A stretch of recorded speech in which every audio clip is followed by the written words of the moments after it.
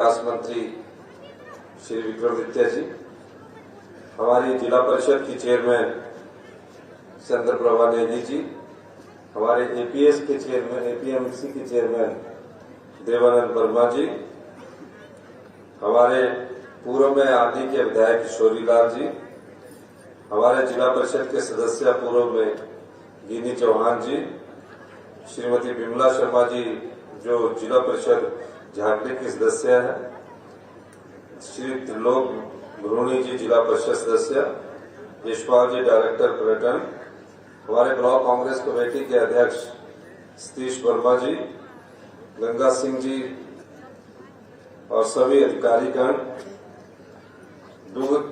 दुग्ध सरकारी संस्थाएं जितनी भी आई, मैं सबसे पहले आप सब लोगों का धन्यवाद करना चाहता हूं कि मुझे आज आपसे मिलने का मौका मिला। मैं जितनी भी दुग्ध सहकारी संस्थाएं थी, जब वो मंच पर आकर कुछ लोग बात कर रहे थे, मैं बड़े गौर से सुना और बड़े गौर से सुनने के बाद मैंने सोचा कि क्या परिवर्तन आपके जीवन में आया। हमारी सरकार को 11 दिसंबर को 2 साल पूरे होने जा रहे हैं।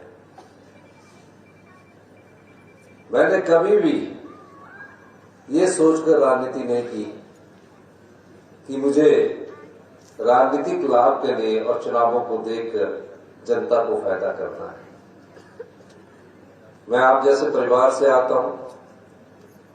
चौधरी चंद्र कुमार जी ने ठीक कहा, हम भी ग्रामीण परिवेश से आए। हमारी माता जी तो आज भी गांव में खेती करती है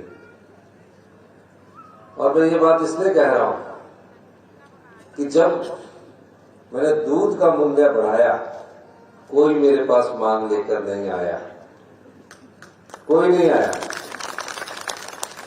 मैंने महसूस किया, क्योंकि मैं आप जैसे परिवेश से उठकर राजनीतिक की बुलंदियों पर पहुंचा और जब मैंने महसूस किया कि गांव की ग्रामीण अर्थव्यवस्था को कैसे मजबूत करना चाहिए, गांव में रहने वाले गरीब किसान, आम किसान के हाथ में पैसा कैसे पहुंचना चाहिए, उस दृष्टिगत से मैंने सोचना शुरू किया। और जब आदमी सोचता है तो एक बहुत बड़ा वर्ग अधिकारियों का होता है। कहा कि आप नई व्यवस्था ला रहे हैं, हम तो दूध का मूल्य 2 रुपये बढ़ाते हैं, वो भी चुनावों से पहले 2 या 3 या साल में 5 साल के जो सरकार आती है 2 या 3 रुपये बढ़ाते हैं।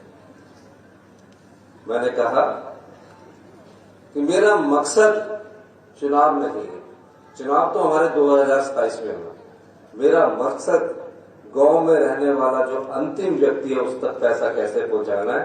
इस दृष्टि से आपको इस योजना को लागू करना पड़ेगा। कहा 2 से 5 रुपए बढ़ा देते हैं, बजट नहीं है, 5 से 7 रुपए बढ़ा देते हैं। मैंने कहा नहीं, मैं उससे दूर का सोचता हूं और मैंने दूसरे बजट में आप लोगों के लिए 13 से 15 रुपए बढ़ाने का निर्णय लिया, जो गाय पालक थे और जो भैंस पालक थे उनके लिए भी इतना ही बढ़ाया। कोई अंतर नहीं हमने पैदा किया, उनको 55 रुपए की। और ये यहां रुकने वाला नहीं है, ये आगे और आने वाले समय में आपको अच्छी सूचना देने वाले हैं।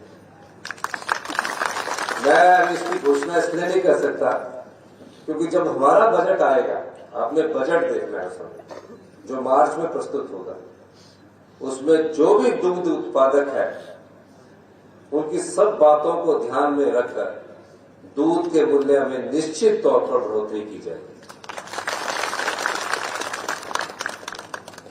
और पशुपालन कौन होता है? आजकल पुरुष लोगों ने तो काम करना थोड़ा कम कर दिया है और बेचारी माता, हमारी बहनें, माताएं अब दूध उत्पादन की तरफ बढ़ रही है। सोच रही है कि मैं अपने बच्चे को अच्छी शिक्षा दूं, मेरे पास कुछ आए। तो सबसे ज्यादा फायदा किसको होने वाला है? महिलाओं को फायदा होने वाला है। हमारी सरकार का मूल उद्देश्य जो भी आने वाले समय में 5 बजट होंगे उसमें ग्रामीण अर्थव्यवस्था को मजबूत करने के लिए है। पहला बिंदु ये, और ग्रामीण अर्थव्यवस्था को मजबूत करने के लिए केवल दूध का रेट बढ़ाना उद्देश्य नहीं है। उस घर में किस रूप में और अधिक पैसा पहुंचे ताकि उसकी आय बढ़े, उसकी आमदनी बढ़े और अपना जीवन यापन अच्छे तरीके से कर सके। मैं कहीं भी जाता हूं प्रदेश के किसी भी जगह में, हमारी बेटियां मिलती है, हमारे बेटे मिलते हैं। एयरपोर्ट पर सबसे ज्यादा पानी पिलाने वाले वो होते हैं। मैंने उनसे पूछा, हॉस्पिटलिटी सेक्टर बोलते हैं उसको। मैंने उनसे पूछा कितने पैसे मिलते हैं? बेंगलोर में 15,000 रुपया मिलता है, क्या गुजारा करें? चंडीगढ़ में 15,000 रुपया मिलता है, क्या गुजारा करेगा? अगर उसके घर में ही पैसा आ जाए और अपना जीवन यापन अपने आप ही गांव में अच्छी तरह से कर सके, यही हमारी सरकार की सबसे बड़ी सोच है और यही व्यवस्था परिवर्तन है। जिस दिन से मैं मुख्यमंत्री बना हूं, आप उस समय के मेरे भाषण उठाकर देख लीजिए कि हम सत्ता में सत्ता सुख के लिए नहीं आए हैं। मतलब हमने आनंदमय जीवन व्यतीत करना है, 5 साल बाद जनता हमको बदल देगी, तब तक हम सुख प्रदान करते रहे। हम सत्ता में व्यवस्था परिवर्तन के लिए आए हैं और ये व्यवस्था कृषि विभाग में नहीं हो रही है, पशुपालन विभाग में नहीं हो रही, सभी विभागों में हम व्यवस्था परिवर्तन की तौर पर आगे बढ़ रहे हैं। ठीक है, कई जगह मतभेद हो जाते हैं कई बार, लेकिन उन मतभेदों को भी हम संवाद के द्वारा सुलझाने की कोशिश कर रहे हैं। और ग्रामीण अर्थव्यवस्था को देखते हुए मैंने देखा गांव में हमारी माताएं, हमारे भाई मनरेगा के तहत काम करते हैं। 240 रुपये उनको दिहाड़ी मिलती है। असेसमेंट करके वो 170 रुपये रह जाती है, 175 रुपये रह जाती है, 190 रुपये रह जाती है। अगर पंचायत प्रधान जी और सेक्रेटरी थोड़े अच्छे होंगे तो 230-40 रुपये मिल जाती है। ऐसा होता है। तो मैंने कैलकुलेट किया बजट में और आपने देखा होगा हमने उसमें 60 रुपए की ऐतिहासिक वृद्धि की। आज मनरेगा की दिहाड़ी हिमाचल प्रदेश में 300 रुपया प्रति व्यक्ति है। अब असेसमेंट में कम से कम 250 रुपया, 350 रुपया 100 दिन के रोजगार का पड़ रहा है। उसके बाद जिसने पशुधन रखा होता है, उस पशुधन के द्वारा रोज सुबह सुबह गोबर भी उठाना पड़ता है, शाम को भी उठाना पड़ता है। उस गोबर को जब आप खेत में डालोगे और यूरिया का प्रयोग नहीं करोगे, हमने कहा कि अगर कोई मक्की पैदा करता है, पहाड़ की मक्की को पैदा करता है और गोबर आधारित मक्की पैदा करता है, उससे सरकार 30 रुपए किलो प्रति किलो मक्की खरीद रही है। सेब का भी स्पोर्ट प्राइस इतना नहीं है जितना 30 रुपए किलो मक्की के हिसाब से हम खरीद रहे हैं। और मैं धन्यवाद देना चाहूंगा कृषि मंत्री जी को। कृषि मंत्री जी ने उसमें रुचि दिखाई। आज हिमाचल प्रदेश में मक्की की खरीद की जा रही है और अगले वर्ष से माननीय कृषि मंत्री जी ने कहा कि हम 40 रुपए के हिसाब से जो आपने बजट में घोषणा की है, गेहूं भी खरीदें। ये यहां रुकने वाला नहीं है, ये एक सोच बदलने की दिशा में हम आगे बढ़ रहे हैं। इसका लाभ आपको 4 और 5 साल में होगा। सरकारें आती है, सरकारें चले जाती है।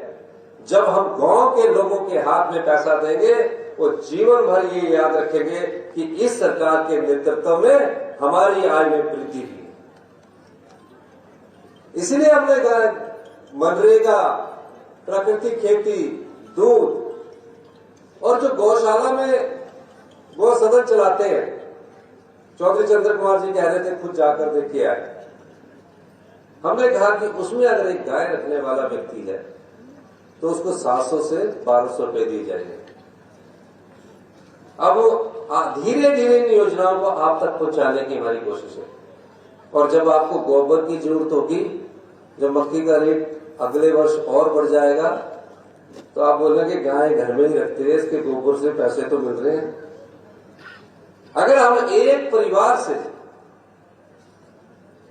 30 रुपए किलो के हिसाब से 20 क्विंटल हम मक्की खरीदते हैं तो 1,20,000 उसकी जेब में जाता है। उसके साथ आप गाय के दूध को भी अगर पशुपालन का धंधा बनाते हैं उससे आपको आय होगी। ये बात मैं आपको इसलिए समझाने के लिए कह रहा हूं, सरकारी क्षेत्र में हमारे 4 या 5 लाख रिटायर्ड कर्मचारियों को मिलाकर लोग हैं। सरकारी क्षेत्र में 4-5 लाख लोग हैं, 1,70,000 परिवार है और 2,30,000 के करीब रिटायर्ड कर्मचारी हैं। जब हम हर महीने उन पर 2,000 करोड़ रुपया खर्च करते हैं और साल का 24,000 करोड़ रुपया खर्च करते हैं तो गांव के लोगों का भी संपदा पर अधिकार है। गांव के लोगों के हाथ में भी पैसा मिलना चाहिए। 24,000 करोड़ रुपया तो हम सरकारी कर्मचारियों और अधिकारियों की वेतन और पेंशन पर खर्च करते हैं, हर साल खर्च करते हैं। अगर हम गांव में 5,000 करोड़ रुपया भी डाल देंगे तो ये दूध का मूल्य भी आगे जाएगा और ये मक्की का मूल्य भी और बढ़कर आएगा। मैं उस दृष्टि से काम कर रहा हूं। ये ग्रामीण अर्थव्यवस्था के संबंध में मैंने आपको कहा। अब सामाजिक सुरक्षा की दृष्टि से भी मैं कुछ कहना चाहता हूं। हमारी सरकार को कोई बहुत अधिक समय नहीं हुआ है। जिस प्रदेश का खजाना खाली हो, जिस प्रदेश में पिछली भारतीय जनता पार्टी की सरकार ने 75,000 करोड़ रुपए का कर्जा चढ़ाकर रखा हो, हिमाचल प्रदेश की 75 लाख जनता पर, परिवार के प्रत्येक सदस्य पर 1 लाख रुपए का कर्जा चढ़ा हो, वो भारतीय जनता पार्टी की सरकार आपको देकर गई है। 6th पे कमीशन लागू कर दिया सरकारी कर्मचारियों और अधिकारियों का, उसका 10,000 करोड़ रुपया हम पर छोड़कर गई। आए दिन भारतीय जनता पार्टी के नेता सोशल मीडिया के माध्यम से मेरे बारे में तरह तरह की चर्चाएं करते रहते हैं। मुझे जानकारी भी नहीं होती। पता नहीं कहां से दिल्ली के नेशनल मीडिया में आज तक कभी इतना दिखाया नहीं गया जितना में जो देश के लोग हैं, नेता है, उस प्रकार की बातें करते हैं। हम उससे विचलित होने वाले नहीं हैं, ना ही घबराने वाले। लेकिन जयराम ठाकुर जी ने और पिछली भारतीय जनता पार्टी की सरकार ने, जो डबल इंजन की सरकार थी, राजनीतिक लाभ के लिए 5,000 करोड़ रुपए की रेवड़ियां बांटी। किस रूप में बांटी? चुनाव का वर्ष था 2022, कहा या वेटरनरी डिस्पेंसरी दे दो, नोटिफिकेशन कर दी। यहां स्कूल दे दो, +2 स्कूल दे दो, नोटिफिकेशन कर दी। ना टीचर भर्ती किए, ना वेटरनरी डिस्पेंसरी में वेटरनरी फार्मेसिस्ट और डॉक्टर भर्ती किए। हेल्थ का ये स्वास्थ्य संस्था सिविल हॉस्पिटल बना दिया, 50 बेड से 100 बेड का कर दिया। डॉक्टर है नहीं। ऐसे तो हम सब जगह कर देंगे। नोटिफिकेशन करनी है, लोगों को खुश करना, और चुनाव के वक्त बोर्ड लेके फिर खिसक जाना कि मैंने ये नोटिफिकेशन करा दिया। उस नोटिफिकेशन का कोई फायदा नहीं, जिस नोटिफिकेशन के कारण आपके गांव में डॉक्टर ना पहुंच सके। क्या फायदा उसका? कितने हेल्थ इंस्टीट्यूशन बगैर डॉक्टरों के खाली है। इसी मंच पर हमारे छोटे भाई आके बोल रहे थे कि हमारे तो वेटरनरी फार्मेसिस्ट भी नहीं, वेटरनरी डॉक्टर तो नहीं है। तकरीबन 900 के करीब हम वेटरनरी फार्मेसिस्ट बनने जा रहे हैं। स्कूलों का हाल देखिए आप। बड़े खुश होकर हम सवेरे अपने बच्चे को स्कूल भेजते कि मेरा बच्चा पढ़ लिख कर एक अच्छा इंसान बनेगा और बुढ़ापे में मेरा सहारा बनेगा। गांव के स्कूल में जो बेचारा जितनी क्षमता उसके हिसाब से बेहतर, गांव में कोई प्राइवेट स्कूल ढूंढ गया टाई वाला, उसमें चले गए। और स्कूल संस्थाओं का यह हाल है। हर मन से बोलता हूं मैं कि 5वीं का बच्चा जो है वो दूसरे की किताब नहीं पढ़ सकता। ये हाल पिछली भारतीय जनता पार्टी की सरकार करके चली गई है। खोल दिए शिक्षा संस्थान, 600 संस्थान खोले, सुक्खू जी ने 600 संस्थान बंद कर दिए, रोज आए दिन गालियां देते हैं। संस्थानों में टीचर नहीं है। 5वीं का बच्चा दूसरी की किताब नहीं पढ़ सकता गुणात्मक शिक्षा में, यानी कि क्वालिटी एजुकेशन में। गांव में तो और बुरा हाल है, क्योंकि मैं खुद गांव के स्कूल में पढ़ा हूं, आम स्कूल में पढ़ा हूं, गवर्नमेंट स्कूल में पढ़ा हूं। हमारे समय तो टाट हुआ करते थी, बाद में बेंच मिलते हैं। लेकिन गांव के स्कूल का ये हाल है कि क्वालिटी एजुकेशन में हम 21वें स्थान पर पहुंच गए, 20 राज्य हमसे आगे हो गए। ये हाल है। मैं धन्यवाद करना चाहूंगा शिक्षा मंत्री जी का कि वो कैबिनेट में 6000 पोस्टें लेकर आए। हमने तुरंत प्रभाव से 6000 पोस्टों को सैंक्शन किया, 3000 को नौकरी भी दे दी और 3000 के पब्लिक सर्विस कमीशन के द्वारा टेस्ट भी हो रहे। क्यों? क्योंकि हर स्कूल में शिक्षक पहुंचे। मैं किसी गांव के अगर काशापाट के स्कूल में 8वीं क्लास कर दूं, 10वीं क्लास कर दूं और प्राइमरी वाले ही 2 टीचर है, तो मैं उस गांव के लोगों को भी धोखा दे रहा हूं, उस जनता को भी धोखा दे रहा हूं। आईजीएम से आप जाते हैं, एक बिस्तरे पर 2 लेटे होते हैं कैजुअलिटी में। डॉक्टर थका मारा 72 घंटे ड्यूटी देता है। आज आप आईजीएमसी में जाइए, हमने कहा इसको बढ़ाकर डिपार्टमेंट ऑफ इमरजेंसी मेडिसिन कर दीजिए। आज एक बेड पर एक पेशेंट आपको मिल रहा है। और मैंने कहा है कि हम डॉक्टर पेशेंट और स्टाफ नर्स पेशेंट का वर्ल्ड क्लास हम रेशो रखेंगे। हम इस दृष्टि से काम कर रहे हैं। और भारतीय जनता पार्टी के लोग पैसा कहां है? ये ऐसे ही हो रहा है मुफ्त में, ये पैसे से ही हो रहा है। अगर आज आपको दूध का पैसा मिल रहा है तो क्यों हो रहा है? क्योंकि भ्रष्टाचार के चोर दरवाजों को हमने बंद किया है। उन भ्रष्टाचार के चोर दरवाजों को बंद करके हमने अधिकारियों पर भी नकेल लगाई है और जो भ्रष्टाचार से आपकी संपदा को लूट रहे थे उसको रोकने का हमने प्रयास किया। इसीलिए मैं दावे के साथ कह सकता हूं कि 1 वर्ष में जब से हमारे खजाना खाली था, हमने 2200 करोड़ रुपए का अधिक राजस्व कमाया और अगले बजट में वो मैंने जनता में बांटा। ये सब चीजें आपके लिए हैं। हम राजनीतिक लाभ के लिए कोई काम नहीं कर रहे। 3 साल बाद हर दिन तो हमको चुनौती मिलती है। आपदा आई, पूरे प्रदेश में आपदा आई, 551 लोग अपनी जिंदगी गंवा चुके थे। उस आपदा में अपने आप को उन्होंने खो दिया। 23,000 घर पिछले वर्ष की आपदा में 23,000 घर या तो पूर्णतः क्षतिग्रस्त हो गए या आंशिक रूप से क्षतिग्रस्त हो गए। कई परिवार तो मुझे ऐसे मिले, मैं पूरी जगह गया, पूरी जगह मैंने आपदा में गया, किन्नौर से लेकर उन्ना से लेकर पूरे प्रदेश में अत्यधिक बारिश हुई थी। हमारे जीवन काल में ऐसी बारिश पहले कभी नहीं हुई।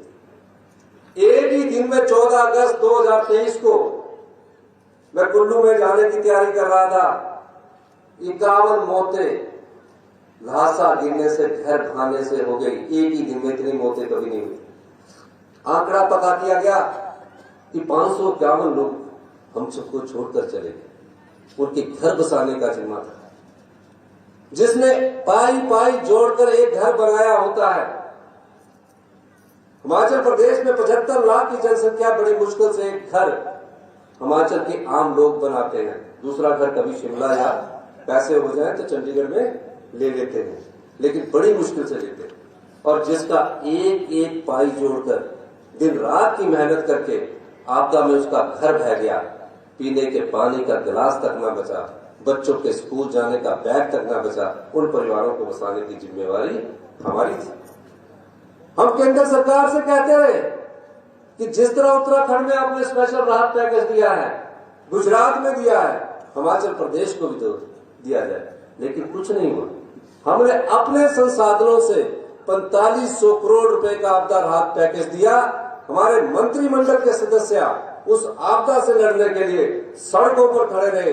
विक्रमादित्य जी को जिम्मा दिया कि पूरे सेब बेल्ट में आप सड़कों को खोलिए और सेब हमारा मार्केट में समय के अनुसार जाना चाहिए। उस समय 2 महीने में सड़कों को खोलने के लिए 100 करोड़ रुपए हमने खर्च किया ताकि हमारे बागवान का सेब बगीचे में ना सड़े, बाकी आड़ती के पास पहुंच जाए, सब्जी मंडी में पहुंच जाए, मंडियों में बिके।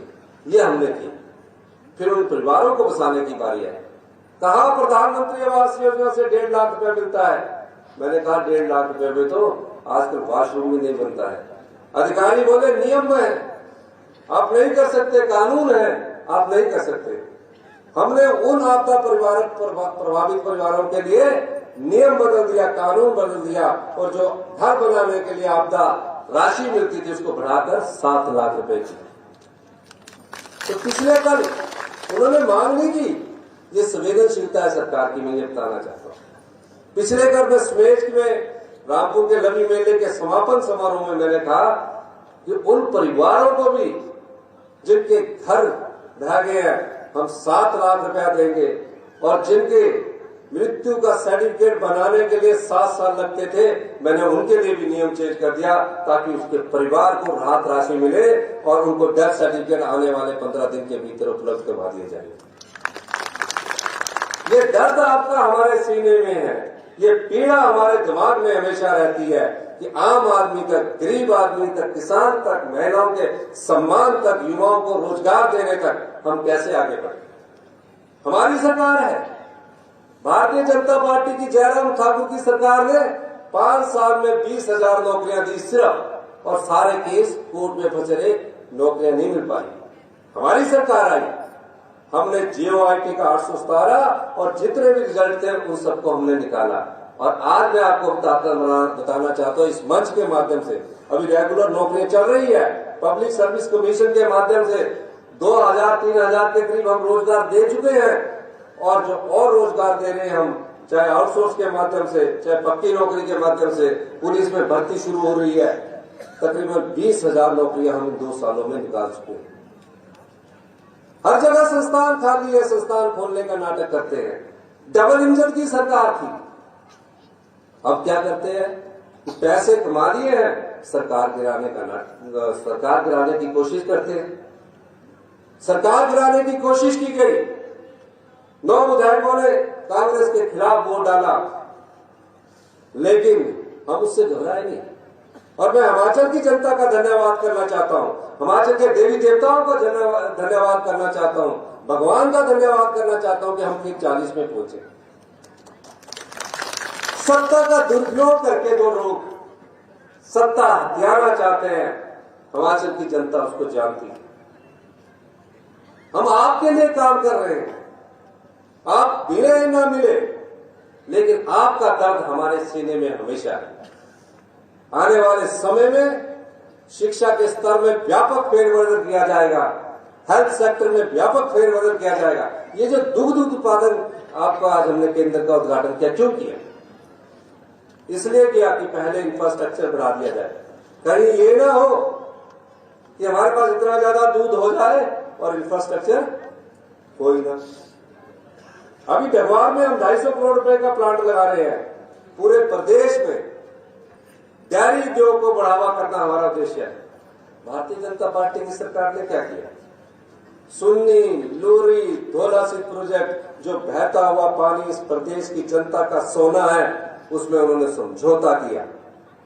हमारा हक नहीं मिल रहा है। हमें बोल रहा कि जिंदगी भर आपको हम 12% देंगे, 100 रुपए में से 12% देंगे, और जब जो लाभ होगा 88% का, जो 10 साल बाद मिलेगा, उसमें आपका कोई हक नहीं है। हमने कहा ये चलने वाला नहीं है। हमने उस लड़ाई को लड़ रहे हैं। मैंने कहा सुन्नी, लूरी, धौलासित, अगर हमारी नीति के अनुसार 12, 18, 30 और 40 साल बाद इस प्रोजेक्ट को हिमाचल की जनता को नहीं देंगे, 40 साल बाद, तो हम ये प्रोजेक्ट आपके से ले लेंगे, चाहे हम अपने खर्चों से पूरा करें, पर हम उसे पूरा करेंगे। ये गोल्ड माइंस है। हम 40 साल बाद नहीं होंगे, लेकिन हिमाचल की जनता और हिमाचल की युवा पीढ़ी यहां होगी। उस अधिकार की लड़ाई हम लोग लड़ रहे हैं। हिमाचल कैसे सामर्थ्य बने, हिमाचल कैसे अपने पांव पर खड़ा हो। हिमाचल का हर व्यक्ति गर्व से जाकर छाती तान कर बोले कि मैं आत्मनिर्भर हिमाचल प्रदेश से आया हूं, और 2032 में ये कहे कि मैं हिंदुस्तान के सबसे समृद्धशाली और अमीर राज्य के प्रदेश से आता हूं। मुझे किसी चीज की कोई कमी नहीं है। ये कैसे होगा? जब शिक्षा संस्थान अच्छे होंगे। ये कैसे होगा? जब हेल्थ इंस्टीट्यूशन अच्छे होंगे। ये कैसे होगा? जब ऐसे दूध प्रसंस्करण केंद्र बनेंगे, उस ढंग से होगा। तो ये सब चीजें आपके लिए मैं करना चाह रहा हूं। इसलिए मैं आप लोगों से कहता हूं कि हम लोग राजनीति में आए हैं, हम लोग आप लोगों की सेवा में आए हैं। निश्चित तौर पर हम दावे के साथ कह सकते हैं कि हम गांव के लोगों के हाथ में पैसा पहुंचाना चाहते हैं, शहर के लोगों को समृद्ध करना चाहते हैं। आम आदमी के हाथ में पैसा कैसे पहुंचे, इस दृष्टि से हमारी सरकार कार्य कर रही है। इसीलिए मैंने पहले कहा कि आप कोई मेरे पास मांग लेकर नहीं आए थे कि हमारा दूध बढ़ा दीजिए, क्योंकि आपने तो उम्मीद ही छोड़ दी थी कि 2 रुपये बढ़ेगा, जिसको जरूरत होगी बेचारे वो जाएगा। लेकिन इसमें भी सुधार की जरूरत है। मैंने कहा है 10 जो दुग्ध उत्पादक सोसाइटियां हैं, उसमें आने वाले 31 मार्च से पहले सबका डिजिटाइजेशन कर दिया जाए। हर एक परिवार के घर में जो दूध पैदा करने वाला व्यक्ति है, उसके पैसे उसकी सुविधा के अनुसार हफ्ते में चाहती है, हर दिन चाहती है, 15 दिन में चाहती है, एक फॉर्म भरकर उसको हम उपलब्ध करवा देंगे और उसके बाद पूरे प्रदेश की सोसाइटियों में ये उपलब्ध करवाएंगे। क्योंकि पहले पायलट तौर पर देखना पड़ता है। और निश्चित तौर रहिए, जो मांग कर रहे थे वो कुछ चीजें बजट के समय के लिए आपने रखनी है। दुग्ध उत्पादक जो भी हमारा परिवार है, उसके अच्छे दिन, बहुत अच्छे दिन आने वाले हैं। प्राकृतिक खेती वाला जो परिवार है, उसके भी बहुत अच्छे दिन आने वाले हैं। और ग्रामीण अर्थव्यवस्था को हम मजबूत करना चाहते हैं। हमने सरकारी कर्मचारियों को ओल्ड पेंशन स्कीम दी। ओल्ड पेंशन स्कीम देने के बाद आप बताइए, 1,36,000 सरकारी कर्मचारी थे। राजनीतिक लाभ अगर हमने देखना होता तो हम देते 2027 में। हमने राजनीतिक लाभ नहीं देखा, हमने सामाजिक सुरक्षा देखी। और सामाजिक सुरक्षा में हमने उनका बुढ़ापा सुरक्षित किया, क्योंकि जो आने वाली पीढ़ी है, पता नहीं साथ रहे ना रहे, लेकिन उन बुजुर्गों का बुढ़ापा सुरक्षित रहे। हमने अनाथ बच्चों की पढ़ाई का 27 साल तक की उम्र का खर्चा हिमाचल प्रदेश की सरकार ला रही है, 2 साल के भीतर हमने किया।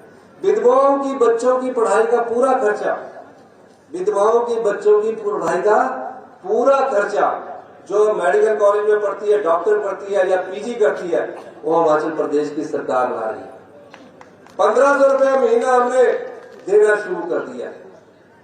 महिलाओं की ताकत को हम मजबूत करना चाहते हैं। पुलिस में भर्ती में हमने 30% महिलाओं के लिए आरक्षण कर दिया।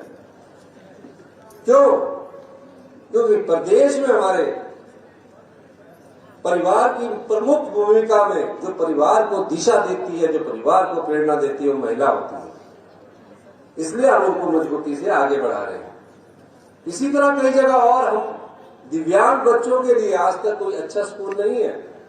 अपंग बच्चा है, उसके लिए कोई अच्छा स्कूल नहीं। हम कंडा घाट में वर्ल्ड क्लास स्कूल बनाने जा रहे हैं, जिसका नींव पत्थर मैं अभी जल्दी रखने जा रहा हूं, जहां बच्चों का प्री नर्सरी से लेकर सेकेंडरी तक और उसके बाद कॉलेज तक की पढ़ाई वहां होगी। और किसी दिव्यांग बच्चे के साथ जिसकी माता उसके साथ रहना चाहती है, उसके लिए भी हॉस्टल का निर्माण कंडा घाट में कर रहे हैं। ये सब चीजें हमने अनुभव की है। इन लोगों ने कोई मांग नहीं की थी। मुख्यमंत्री बनने के बाद जब मैंने रिच में ऐतिहासिक मैदान पर शपथ ली, तो एक परंपरा होती है कि आप सचिवालय जाते हैं, सचिवालय में अधिकारी आपको लेखा जोखा देते हैं। मैं वहां नहीं गया। मैं अनाथ बच्चों के आश्रम में गया, बेटियों के आश्रम में गया। वहां मैंने देखा कि किस ढंग से रहती है, उनके खाने का ढंग देखा, उसके रहने का ढंग देखा। और उसके बाद हिमाचल प्रदेश हिंदुस्तान की पहली ऐसी सरकार लगी जहां इन बच्चों को हमने बोला सरकार ही माता है, सरकारी पिता, चिल्ड्रन ऑफ द स्टेट का दर्जा दिया गया। आज हर बच्चे के अकाउंट में 27 साल तक 4,000 रुपया जाएंगे। अगर वो डॉक्टर बनता तो 1.5 लाख रुपया उसके पास जाएगा। हॉस्टल की फीस पूरी सरकार देगी। और जिस तरह हम अपने परिवार के बच्चों को घुमाने के लिए मंदिरों में ले जाते हैं, या गोवा घुमाने ले जाते हैं, या केरला घुमाने ले जाते हैं, या किसी और क्षेत्र में घुमाने ले जाते हैं, उसी तरह इन बच्चों को साल में, कल हमारी कैबिनेट है उसमें रूल में परिवर्तन कर रहे हैं कि उन बच्चों को भी साल में जो अपनी माँ को खो चुका, अपने पिता को खो चुका है, उन बच्चों को भी साल में एक बार 22 ईयर घूमने का मौका 15 दिन के लिए हमारी सरकार देगी और 3 स्टार होटल में रहने का खर्चा देगी, ताकि उनके मन में ये हीन भावना ना आए कि मेरे माँ बाप इस दुनिया में चले गए, मुझे देखने वाला कोई नहीं है, तो हमने उनको चिल्ड्रन ऑफ द स्टेट का दर्जा दिया। तो ये संवेदनशील सरकार है। सुमेश के लोग थोड़ी आए हमारे पास कि हमारे मकान गिर गए हैं, हमने भावना को देखा है। तो इसलिए मैं आपसे कहना चाहता हूं, जितने भी दुग्ध उत्पादक हमारे यहाँ आए हैं, आप निश्चिंत रहिए। आने वाले बजट में किसान आधारित हमारा बजट हम करने जा रहे हैं, जहां किसानों की सुविधाओं के लिए, किसानों को कैसे मजबूत किया जाए, आम नागरिक को कैसे मजबूत किया जाए। बजट में समाज के सभी वर्गों का ख्याल रखा जाता है, लेकिन किसान आधारित बजट को भी हम प्रस्तुत करने जा रहे हैं। पुलिसकर्मी के 8 रुपए डाइट मनी मिलती थी, हमने एकदम बढ़ाकर 1000 रुपया किया। क्यों किया? क्योंकि जो भ्रष्टाचार के चोर दरवाजे हमने बंद किए, उससे पैसा कमाया। कैसा होता था भ्रष्टाचार में, तो बताना चाहता हूं। शराब के ठेकों की नीलामी होती थी, हर साल 1500 करोड़ रुपया एक साल में आना था। पिछली सरकार क्या करती रही कि 10% बढ़ाकर उन्हीं को देती रही, तो 150 करोड़ हो गया, 1500 से 1650 हो गया, 10% बढ़ाकर वो देती रही। मैंने उस व्यवस्था को बदला और जब मैंने ऑक्शन की, उनका 4 साल में 600 करोड़ आया। हमारे एक ही ऑक्शन में 600 करोड़ रुपए आया, जो मैं आपके बीच में बांट रहा हूं। और एक देखिए, मैं जनता के पास क्यों रखना चाह रहा हूं ये बातें, क्योंकि आपको भी समझना है।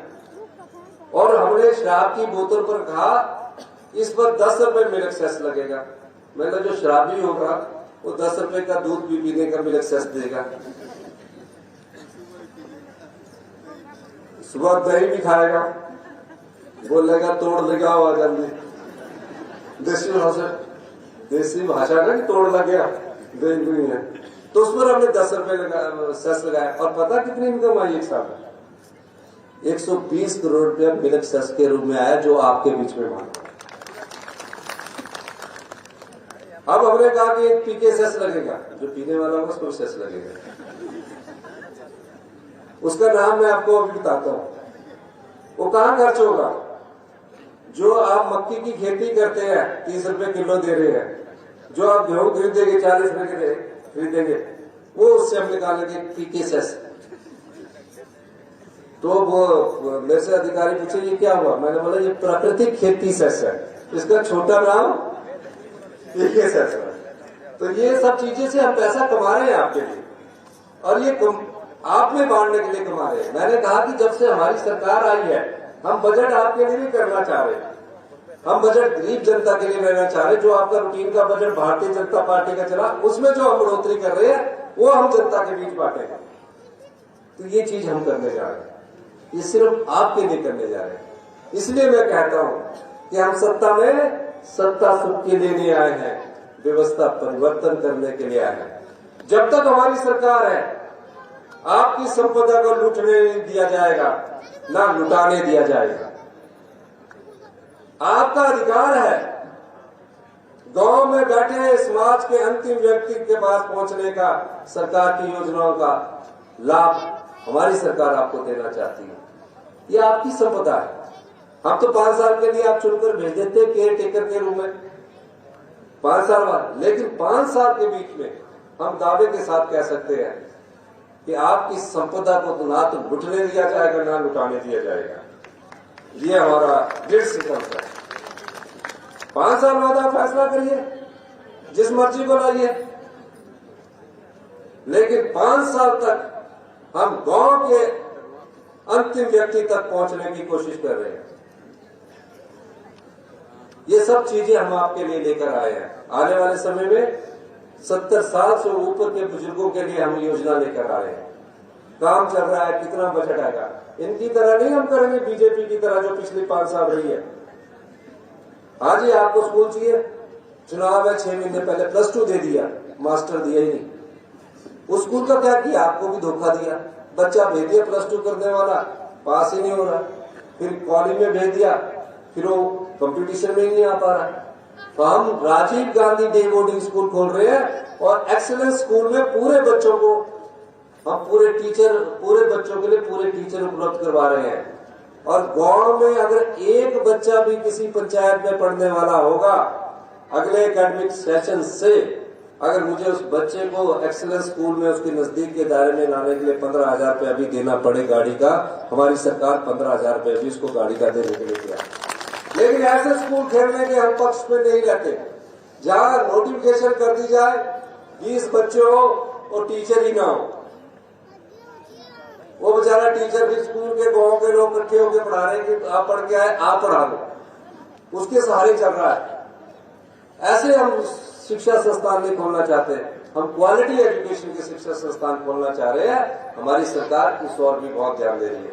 इन्हीं शब्दों के साथ मैं सभी दुग्ध उत्पादक संस्थाओं के जो सभी लोग आए हैं, सदस्य आए हैं, आप सबका मैं बहुत बहुत धन्यवाद करना चाहता हूं कि आपने को इस व्यवस्था में आप आगे बढ़ रहे हैं और निश्चित तौर पर आपके आने वाले समय अच्छा होगा, बहुत ही अच्छा होगा। उसका लाभ प्रत्येक परिवार तक पहुंचे, ये हमारी सरकार की सोच है। आपने मेरी बात सुनी, आपका बहुत बहुत धन्यवाद। बहुत बहुत धन्यवाद माननीय मुख्यमंत्री जी, आपने हमें अपना आशीर्वाद दिया, हमें अपना मार्गदर्शन दिया।